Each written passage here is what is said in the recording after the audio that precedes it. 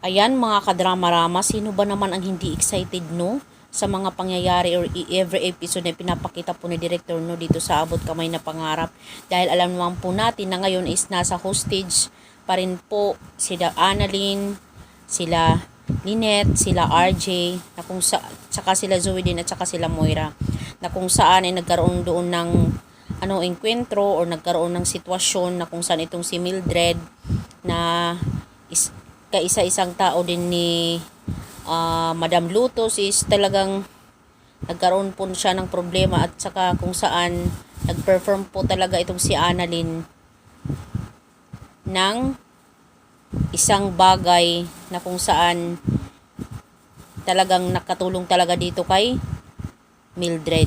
Tsaka sabi pa nga ng isang grupo nila na magpasalamat ka kay Annalyn, Mildred, dahil binuhay ka pa niya. Diba? Kasi kung hindi dahil kay Annalyn, talagang wala na itong si Mildred. Kaya ngayon, itong si Mildred, bilang tanaw na loob, o utang na loob dito kay Annalyn, talagang gusto niya talaga itong pakawalan. Gusto niya talaga itong, ikaw pa naman ba, syempre binigyan ka ng second life, ng isang tao na nakatulong sa'yo. Diba? Tutulungan mo din talaga yung tao na yun. Diba? So, mga kadrama-rama, hope nga po no itong si Madam Lutos ay hindi na talaga magdalawang isip pa, talaga napakawalan na talaga itong sila Annalyn, sila Lynette at saka sila RJ no, para sila Zoe na lang at saka sila Moira na lang yung matira doon no. Pakawalan niya yung isang buong pamilya.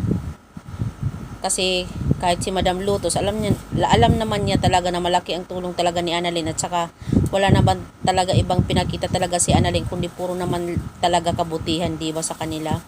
Kaya itong si Mildred talagang poprotektahan niya talaga si Annalyn hanggat sa makakaya niya. Dito ka Madam Lutos, possible itong si Mildred at saka si Madam Lutos sila yung talagang magkaroon ng enkwentro no. Kasi alam naman po natin na si Madam Lutos talaga yung pinaka-head sa kanila, hindi si Mildred.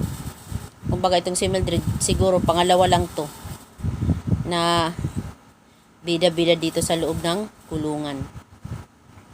Hoping nga po, itong si Mildred na talaga yung maging susi para mapakawalan na talaga sila Annalyn, sila Lynette at saka sila RJ. So mga kadrama-rama, alam ko yung iba dyan nababagot na din sa panonood ng Abot Kamay na Pangarap dahil nga po sa sobrang tagal pa naman no. Hindi ka pa naman ba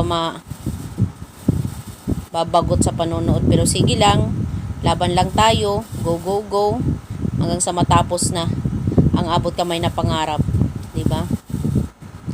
So yun lang po mga kadrama, huwag niyo pong kalimutan na i-like, i-share, tsaka i-subscribe po yung aking channel para sa susunod na video is ma-update ko po kayo.